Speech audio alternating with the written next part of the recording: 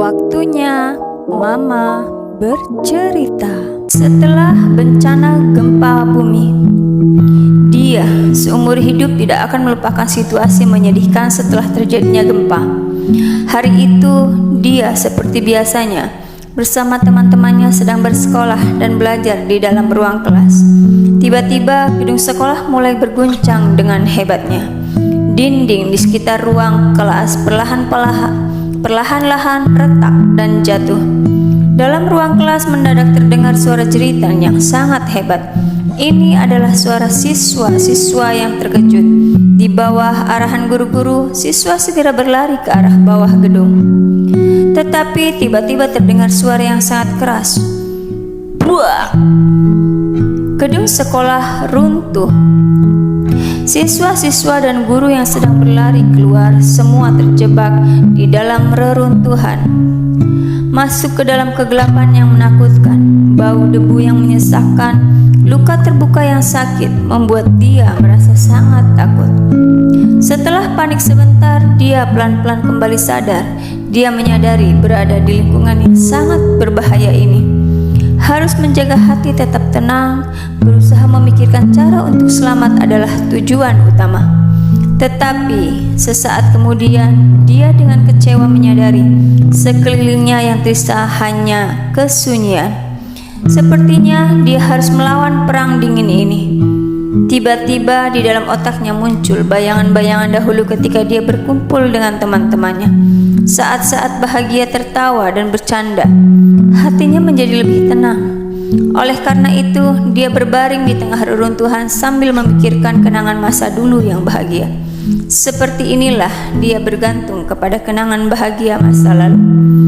Bertahan di tengah kegelapan dan reruntuhan, tidak tahu waktu sudah berjalan berapa lama. Tiba-tiba dia merasakan ada orang yang berjalan ke arahnya. Dia segera menjerit sekuat tenaga.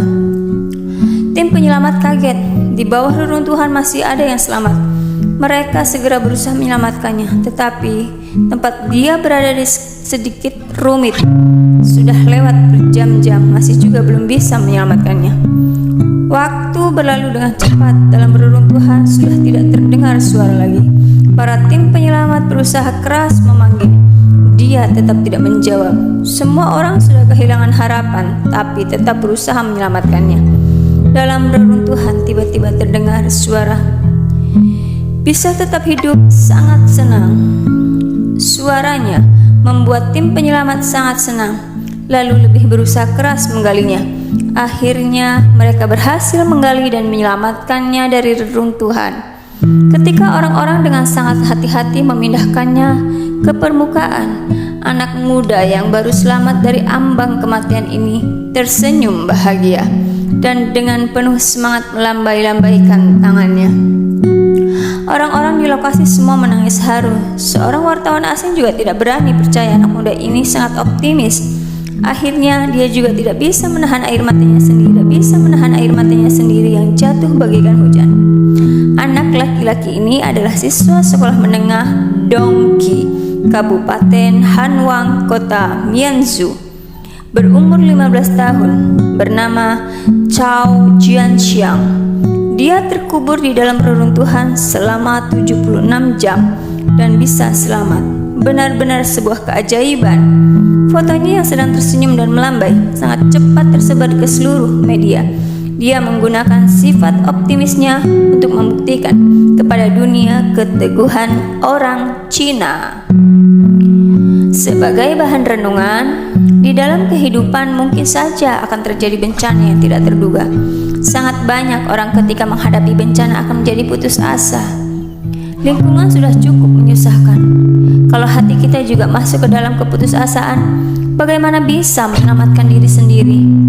Kita tidak boleh menyerah, juga jangan panik. Hanya dengan tenang menghadapinya dan menunggu pertolongan adalah cara yang benar. Cerita diambil dari buku Berani Menghadapi Kesulitan.